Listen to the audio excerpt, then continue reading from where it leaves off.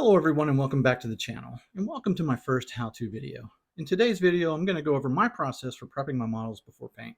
I'm also going to cover some of the tools and materials I've used over the years to get nice clean models. I hope you enjoy the video. So now that this guy is finished printing, it's time to prepping for paint.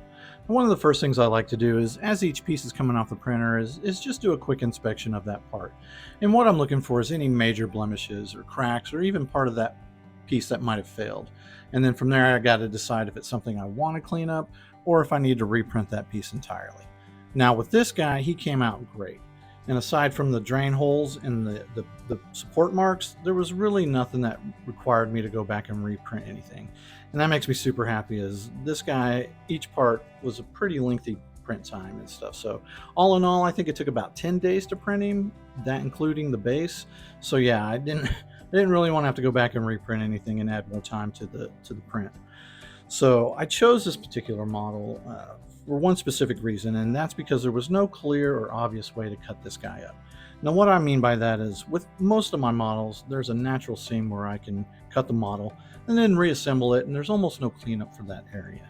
So areas like a necklace, a shirt collar, armbands, or a rolled up shirt sleeve, even the belt or the waistline are just ideal locations to cut your model, because it's a natural break and it'll make putting the model back together even easier. So with this guy, not so much. He's kind of just a big naked monster. There's nowhere to hide those seams. So I wanted to use that as an opportunity to kind of show my process for how I clean up these models. For example, I have this model here that I'm currently prepping, and you can clearly see where and why I chose to cut the model up the way I did. These thigh bands, perfect place to cut the leg. And then when it's reassembled, that overlap will hide that seam line pretty well. Same thing with the hand here. Now I printed this hand separately just to make it easier, but you can clearly see by just extending the glove, it masks that connection point, and then once it's glued, you'll never even know that it was two pieces. Now for the head, what I did was I made sure to include her collar and her choker with her head. Again, once she's assembled, that overlap will help mask that seam line. Now, I get it, there's still a little bit of a gap there, and I'm still tightening this up and stuff, but honestly, it's not that bad. And I think once it's painted and stuff, it'll be even less noticeable, and it should feel more like a shadow and less like a little gap and stuff. But if I wanted to, I could glue the head on and fill that up, and it wouldn't even be noticeable anymore. But since this is a model for a future video, leaving her head separately is my best option for now.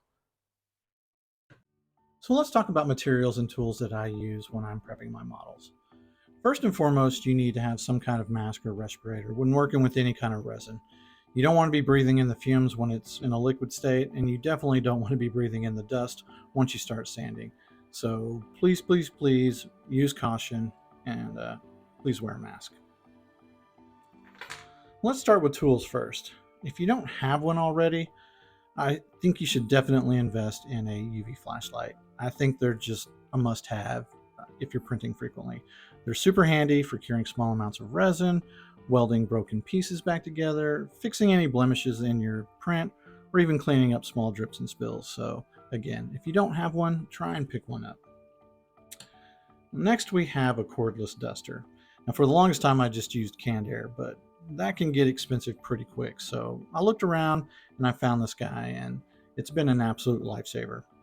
Basically does the same job, blows away the dust as I'm sanding, so I'm not inclined to pull my mask down and try and blow it away myself. Now, if you don't have one, or you don't want to purchase one, you can just simply use a good old cheap chip brush.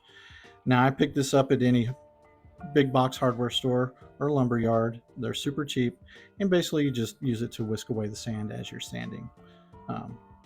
The dust as you're sanding. Now for me, I use it alongside my duster because the duster doesn't always blow away the particles from some of the smaller nooks and crannies, so it's a great tag team. Here we have modeling nippers. Now these are great for removing any stubborn supports or snipping supports away from a delicate area of your model. Now I just picked these up at my local hobby store, but they're super easy to find online. So again, a great pickup if you can. Something else that I think is a must-have are sanding sticks. Now I know you can buy pre-made ones from the hobby store online and stuff, but again, I just don't know how cost-effective that is. For me, I prefer to make them myself. I'll just buy a couple of different boxes of craft sticks from the hobby store or the craft store, sheets of sandpaper, then I'll just cut them to size and basically just glue them to the sticks. And the nice thing is I can make them in batches, when I have a little bit of downtime so that I have them ready for when I actually need them. However, what I prefer even more so than sanding sticks are needle files. These little guys are amazing. You can pick them up online or at your local hobby store individually or as a kit, which is what I have here. The great thing about these is they're metal, so I can apply more pressure when I'm sanding. Also, they're easier to get into tighter spaces since most of them have these nice tapered ends right here. So you can pick these up if you want. I'd say they're even more important than a sanding stick. So if you don't have a set, I would recommend trying to pick one up if you can. So that pretty much covers the tools that I use. So let's move on to materials. Something I don't use a whole lot, but I think is still very important to have is a filler putty. Now this is Bondo's glazing putty, which is just a pre-mixed automotive putty. I know they make some specifically for models, but I've been using this stuff for years, so it's been my go-to whenever I need a filler putty. Now, a bit of advice when using this stuff is it does stink, so make sure you use it in a well-ventilated area. Also, only use it for patching small blemishes and gaps. It's only meant to be a finishing putty, and it will crack and chip if you do put it on too thick. Now, on occasion, I've used super glue and cornstarch in the past, and you can sub out this with baking powder or baby powder. And this is a good method to use to fill in small to medium gaps or cracks in your model. You just run a bead of glue over the offending area, dust it with powder, and it's going to dry rock hard. So hard, in fact, that it can be difficult to sand, so something to keep in mind. Now, this can be messy, so if you want, you can mix the powder in with the glue beforehand, but just know that once you start doing that, it's going to set up pretty quick, so make sure you work fast. Now, one of my favorite materials to use is epoxy sculpt. In this case, Abe's epoxy sculpt. This stuff is amazing. I can't say enough good things about it. I absolutely love it. The only real downside to it is it takes 24 hours to cure. So if you have the time and patience, this stuff is your best option. It's super easy to use. Just grab equal parts of A, equal parts of B, mix them together for a few minutes, and you have a nice soft clay with about a 2-hour window before it starts to cure. Now, I use this stuff mostly for areas with high levels of detail so that I don't ruin that detail. So what I'll do is I'll roll out thin tubes, work them into the area with a sculpting tool here, and then just take a paintbrush and some water, brush over that area to smooth it out, let it cure, and it's good to go. However, I think the best option to use, since you already have it on hand, is whatever resin you use to print your model in. Now, for me, that's Anycubic's ABS-like resin. For you, obviously, it could be something else. Now, for me, this is the only material I use when I'm prepping my models. I use it to fill my gaps, fill my drain holes, or repair any breaks in my model. Now, epoxy sculpt still gives you the best level of control, but the resin just lets you move so much faster. And like I said, you already have it on hand, so there's no real reason to not use it. And that's also why it's so important to have a UV flashlight. And of course, I'll link everything in the description below. But that pretty much covers everything that I use, both tools and materials, to clean up my models. So let's jump in and start getting this guy prepped. Okay, so it's time to plug the drain holes on this guy. Now, there's a couple of different ways I like to attack this. One way being just using styrene rods, or acrylic rods in this case, to plug my holes in my models. Now, you can pick this up at your hobby store or online, and they come in various diameters and stuff. So grab what you need, whatever sizes you want, and use these to plug your drain holes. I don't need the 2.5 millimeter, we'll just need the 2 millimeter, so we'll set this off to the side. Now, one other way I like to plug my models too plug my drain hole, is to use these supports from the model itself. Now, I use this to plug my smaller holes. These are 1.5 millimeters, so I usually try not to go any smaller than that. And then I'll just cure my supports and reuse these to plug some of my smaller drain holes. And it's super easy to do. Like, you just take your nippers here, and in this case, I'll pre-cut a length of resin here. Take this, lay it down. Now, I've already plugged a couple of holes, as you can see here. I got ahead of myself and didn't realize I wasn't recording, so I had to go back and start over, but that's why that's plugged. Fortunately, we still have a hole up here in his fin. So basically what we'll do is we'll take the super glue here, just put a little drop there like that, take the rod, insert the rod, and that's it. The drain hole is plugged. Now I don't have an accelerator for my super glue, so I'll have to let it air dry, which is why I like to pre-cut them before I insert them. That way I don't get glue on my nippers and stuff. So, and the same method applies to the styrene rod. So we'll set this guy off to the side. We'll take his tail here. Now you can see here on the bottom, ignore those nasty support marks. These are 2mm holes. So I'll take my 2mm rod here, take it out. Same thing, take the super glue,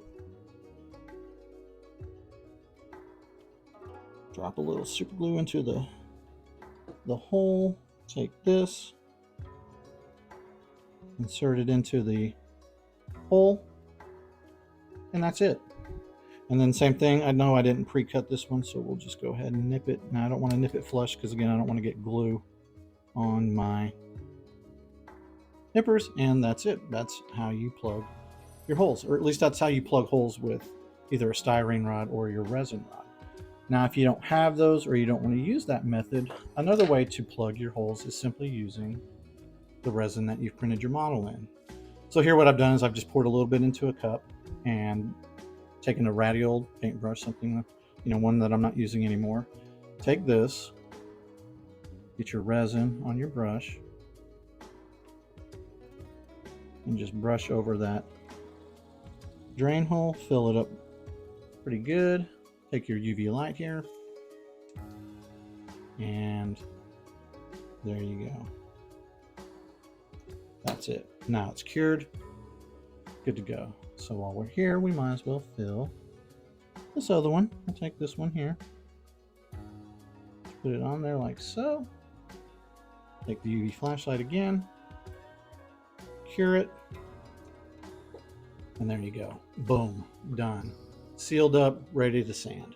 So I'm going to set this off to the side because we have one more to tackle. Now, what if you have drain holes that are fairly good size? Now you can see here these drain holes are pretty good size. I think I printed these with about 3mm holes in it and stuff. Now I don't have any rods that fit this, so what I'll want to do is use my resin. Now the holes are probably too big to just brush resin on there, so what I'll want to do is try and plug them first. And for that I just simply use a little bit of paper towel. So I'll take and tear off a corner here, roll it up into a little wad, and then take it and insert it into the drain hole. Try and get it as flush as I can, like so. Take my resin here and just dab it on there. Now it's going to soak into the paper towel, and that's fine. We want that. Let's take this. I think I need to push it in a little further. There we go. There we go. Yeah, that's what I want. Fill up that drain hole. Take my flashlight. Now, I like to hit it a little longer when there's a paper towel in there just to make sure I can cure it as deep as possible. And then that is it. That is sealed up and ready to go. Might need a little bit more. See a couple little, there we go. And again, just let that run back over. Hit it with the flashlight.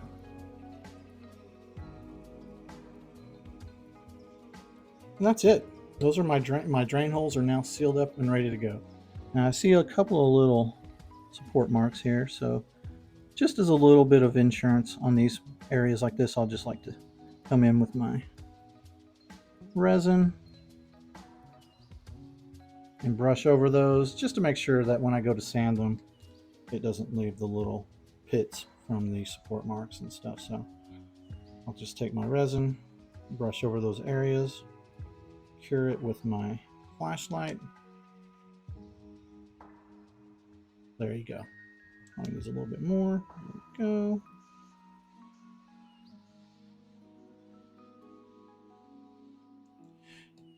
There you go. So that's how I seal up my drain holes and clean up any little support marks that are on my models. So now that I've showed you that, what I'm going to do is go through the entire model now and seal up all the holes, and then I will start sanding it. And then once I'm happy with that, I'll bring it back in and we'll start to assemble this guy. So I'll be right back.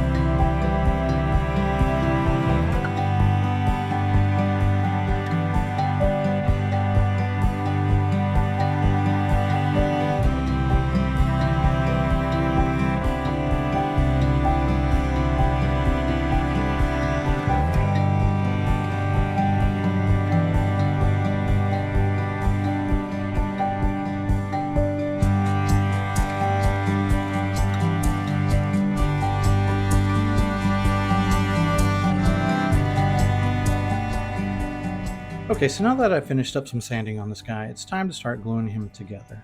And for that, I'm going to be using this two-part epoxy here. Now, like the epoxy sculpt, it's a part A, it's a part B, you mix it together, and then you have about a 5-minute working time before it starts to set up. So what I'm going to have to do is work in stages here. So what I want to do first is glue the head to the upper body, and then glue the stomach to the lower body, and then let those set up for a little bit, and then glue those together and let it cure overnight. Now once that's done, I'll come back and start filling in the gaps and sanding them back. So I'm going to save the arms and tail for last because there's certain areas on his body where I won't be able to get my hands in there if I glue his arms on. So once I'm happy with where his body's at, I'll glue the arms on, glue the tail on, repeat that process, and then he'll be ready for final sanding and primer.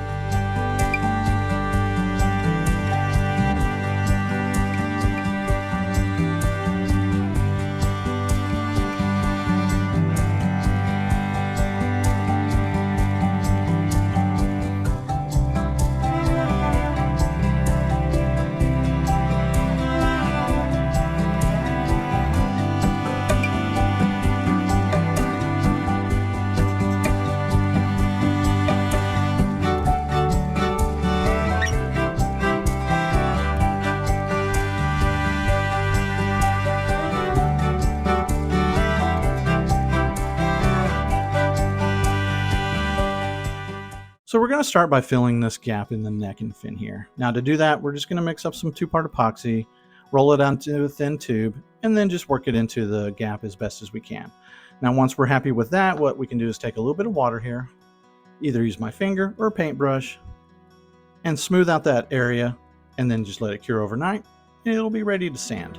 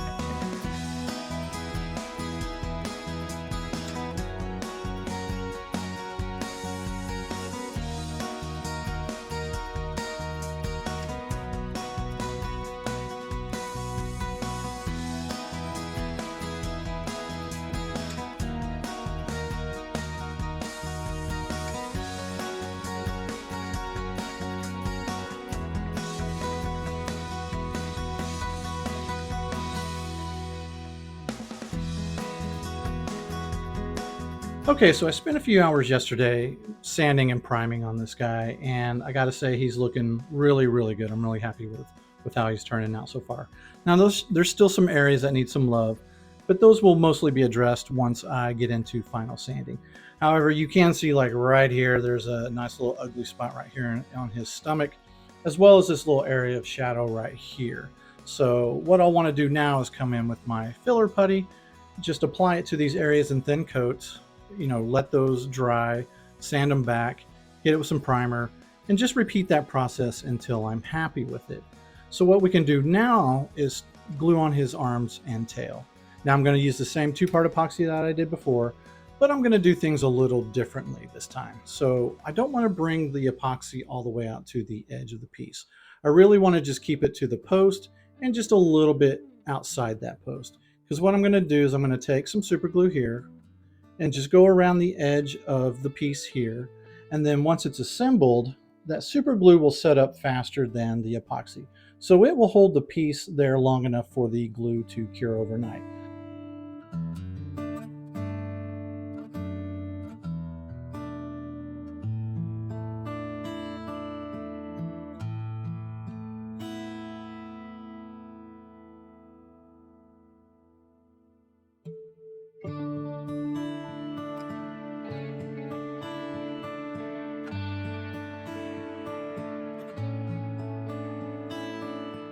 Okay, so now that I've filled in the gaps for the shoulders and tail and those areas have cured for 24 hours, I've been outside now for a few hours actually, sanding those areas and cleaning them up. Now I've also gone in and added some filler primer just to help kind of level off some of those areas that weren't looking as good as I'd hoped after I sanded back some of that epoxy sculpt. So now what I want to do is hit it with some primer just to kind of see how well I've done, but it's feeling pretty good. There's a few areas that immediately call attention to themselves, but it's pretty smooth. So like I said, we'll see how it turns out once I hit it with some primer. Now the primer I use is just good old Rust-Oleum automotive primer. Now I don't use anything with filler as I don't want to run the risk of covering up any small details in my model. So that's why I generally try to get it ready for paint in about 2 to 3 passes. Now if there's anything after my third pass that I'm still not happy with, I'll try and hit it with a little bit of fine sandpaper and then either hit it with like Tamiya's fine primer, or I'll just wait and paint it when I move into the final paint pass on that particular model.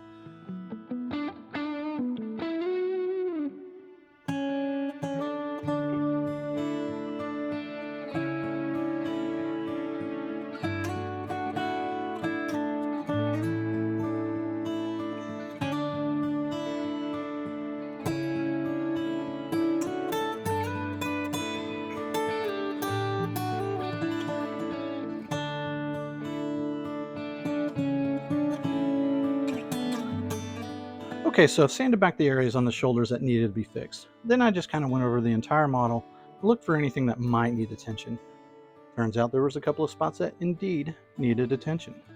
For those areas, I either put a light coat of filler putty, or in some cases I just simply sanded back the build lines that I had previously missed. So now it's time for another coat of primer. Now this should be my last one, so if there's any areas that need to be touched up afterwards, I'll just hit them with a little bit of light sandpaper and then save them for when I do the final paint. So let's get him primed up, let him dry, and then come back for the final pass.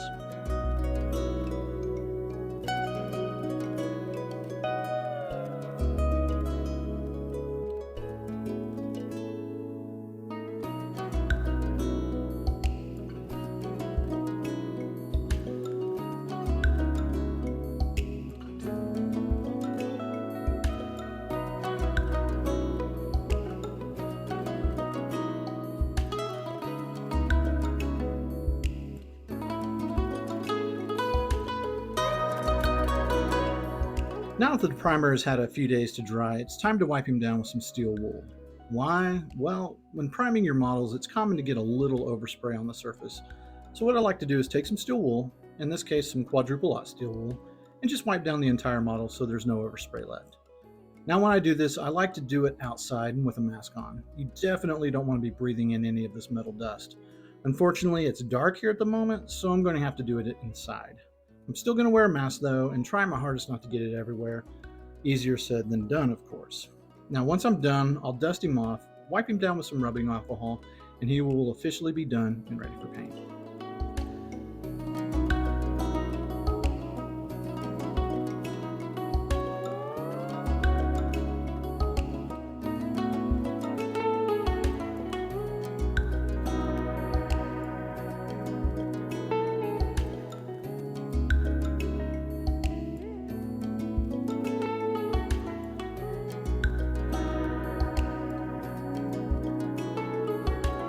And there you have it. This guy is prepped and done. And I know it was a lengthy process with quite a few steps. But this guy is kind of a worst case scenario, meaning normally my models don't require this much cleanup. As I stated earlier, most of the time there is an obvious place to cut the model, so it goes back together with minimal cleanup. But this guy required more just due to the nature of his design and the scale I printed him at. Now, a couple of things I do want to touch on is one, of course, how much filler putty I used for this project after stating I didn't use it that much. Well, this project was clearly an exception. It was crucial to getting the finish I needed. I will say this was the first time I've used it in about a year or so. Two, I ended up cracking the tail along the cut line when I was wiping him down with steel wool. I guess I didn't get it glued up quite right in that area, which is really weird given how much glue I actually put there. Anyway, these are some things you run into when prepping your model. Sometimes you have small setbacks. No worries though, it was a fairly simple fix, but it did add some extra time to his prep. So I hope you found this video helpful. Of course, if you enjoyed it, please like and subscribe for future videos.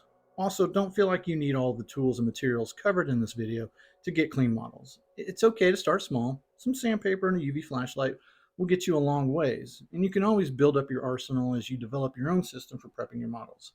So until next time, take care everyone.